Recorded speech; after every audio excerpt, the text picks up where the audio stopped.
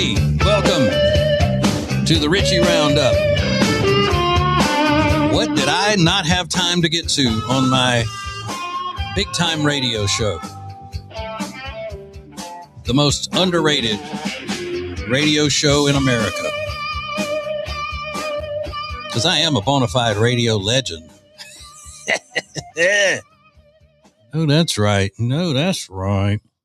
All right. So there was something that I found today that I thought was very telling, and it falls right in line with something that I talk about all the time. When people will say things like, don't these liberals see how everything on the left is messed up? Can't they see that their ways are the politicians are manipulating them, and they're taking advantage of them, and they're lying, and they all of these things? And then I'll say, well, it's so hard. Just imagine everything that you've been taught your entire life, everything that you've believed your entire life turns out to be a lie. To be able to look at that as an adult and say, everything I've always known, all of my principles, everything I've believed, everything that I've been passionate about when it comes to my principles and everything has been a lie. I have been lied to, and I've believed it my entire life. It's hard to come to that conclusion as an adult. This man has done it. He is a black man in Great Britain, and he breaks it down in a really, really heartfelt way. I used to believe that being on the left meant that you were a good person. It meant that you were someone who held kindness like a burning torch as you stumbled through the darkness of this world. Being on the left was synonymous with human rights, dignity, and fighting injustice in all its forms. At least, that was my perception as a young person. Now that I'm older, I know that nothing could be further from the truth. What I've seen is that leftism clothes itself in kindness, yet beneath it, there's often cruelty, malice, and depravity. They present themselves as human rights champions, yet at the drop of a hat, they will support the most anti-human, backward regimes so long as those regimes stand in opposition to their political enemies. They claim to hate violence, yet become gleeful in celebrating it when it's directed at someone they believe deserves it. You either believe everything they believe, or you become an enemy to them. See, he's got it figured out. They are, if you disagree with them, they are the most cruel, vicious creatures on earth. They are the most vicious among us, the left, when you disagree with them.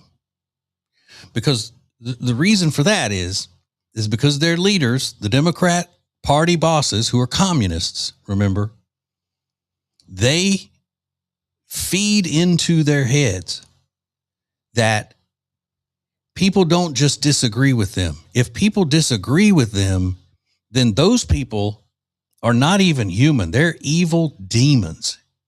If somebody says it's not right to allow people from third world countries to come into the United States, rape and pillage, and then defraud the government of money. If they say that's not right, then they want these people and everybody who believes in them to be dead. If you say, I don't think that we should be transing the kids, well, then that means that you want trans people dead. They've fed that in. They've brainwashed these people to believe that. So when it comes time for the left, who's always anti-violence, anti-hate, all that, when it comes time for them to hate somebody, it's justified.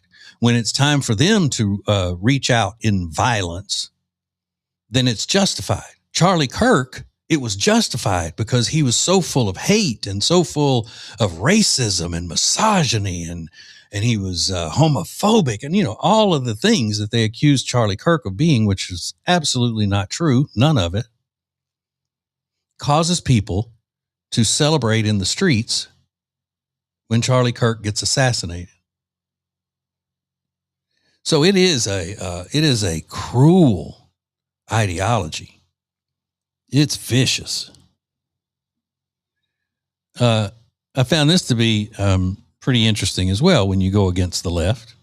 Donald Trump is in the White House, and suddenly all these DEI initiatives are falling by the wayside.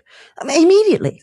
All of the big KPMG and Google and all of these institutions, suddenly, no, we don't want these anymore. Nobody believes in this stuff. It is all performative. It is all pretense. Everybody's doing it because they don't want to be called a racist. They're not doing it because they actually believe that it's right. The thing is, all of this anti-racism, I mean, all we're doing is lining the pockets of Ibram X. Kendi and all these people who are becoming billionaires out of our stupidity and our inability to stand up for what's right. What they're saying is wrong. Once upon a time, we wanted to not be racist. That's what we wanted. But they say, no, you can't be not racist. You have to be anti-racist. Right. So it's not good enough to just try and be a good person. It's not good enough to be kind and be grateful for what you've got, all of the values that we teach our children. No, that's not good enough. You have to go out and seek out the racism. Yeah, she's black, by the way. And so that thought process is, okay, you got hustlers, these what I think Ibram X. Kendi is a fraudster, a huckster, snake oil salesman. That's what I believe him to be. And when you start looking around and you got somebody running around yelling about, this systemically racist country, and then you look for real life examples and they're not there because the country is not systemically racist, not by a long shot. Then that propagandist has to create it. Okay. So that's where they come up with these terms like microaggressions. Oh, it's a microaggression. Your whiteness is instilled in you and you don't even know it.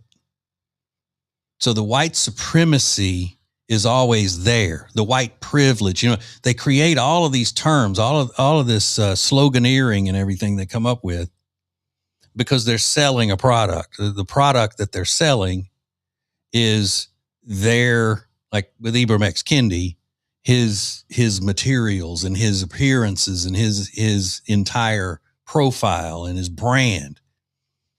So he has to have examples of systemic racism to poison people with. And when it doesn't exist, he has to make it up. And that's why you'll see, and I've been playing them on my show this week, all of these black podcasters and everything describing how dangerous it is and how scared they are when they go into an all-white neighborhood because they could just disappear, and sundown towns and things like that. There are no sundown towns anymore. So I suspect they're either they're pushing an agenda that they're trying to sell to people because they don't really believe that there are sundown towns anymore. And a sundown town is where if you were black and you were going through certain towns in the South after it got dark, then you would get killed and they would dispose of your body and never be heard from again. That doesn't happen. Because you know what? We would have heard about it on the news, I think. So they either are lying and they're selling whatever it is they've got, or they're just stupid. And they believe that that's really still happening when it's not. But all of that comes from selling this idea that, all right, systemic racism is going on when it's not.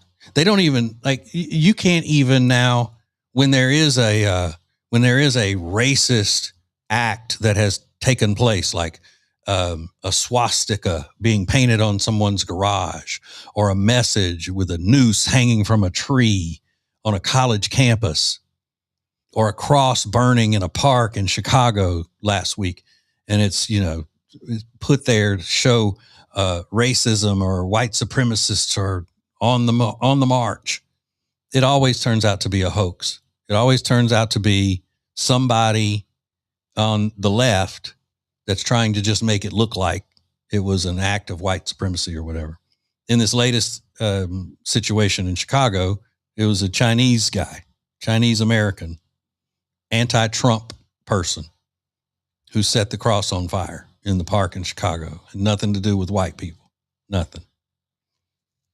But you got to have something to sell, so they create this propaganda, and that's what DEI is. And that's why, you know, when the Supreme Court comes along and say, hey, DEI is judging people on their race, not their merit, and that's illegal. You can't do that. Well, by then, you've already got people emotionally involved, and now you do away with DEI because it's judging people and giving people preferential treatment because of their race, which is illegal. Then it's not illegal. It's just racist. And your silence is violence. So if you're not speaking out against anti-DEI people, then you might as well be a white supremacist yourself. Your whiteness is a problem. It's all a game. It's all a very dangerous game. And the more people start to figure it out, the more, you know, the harder these propagandists like Ibram X. Kendi are going to work to try to save their careers. Ibram X. Kendi, Jamal Bryant, that demon that gets behind a pulpit on Sundays in a church in Atlanta and pretends to be a preacher, pretends to be a man of God, a spiritual leader, when he's nothing but a lowlife. They're going to start doubling down on things because they're going to start to feel their money and their power slipping away when people start to realize, hey, wait a minute, white people aren't doing anything to us. There aren't any dangerous situations where people go into a white neighborhood and end up disappearing, never be heard from again. The more people get on social media and they're starting to do it more often, you go, hey, I just moved to the suburbs. It's great out here. I'm black. My neighbors are nice. It's great out here. The more that starts to happen, they're going to start getting nervous and feel like it's slipping away from them. So they're going to be doubling down. I mean, we're just dealing with a bunch of communists who don't care about any people, black people, white people, Asian people, brown people. They don't care. They care about themselves and making themselves rich and powerful. That's it. That's all they care about. All right. That's it for tonight. I got to go. So I got to get up early in the morning. You know the deal. You know the drill. Thank you very much for watching. Thank you for listening. Thank you for everything. I would be nothing without you. Good night and have an okay tomorrow.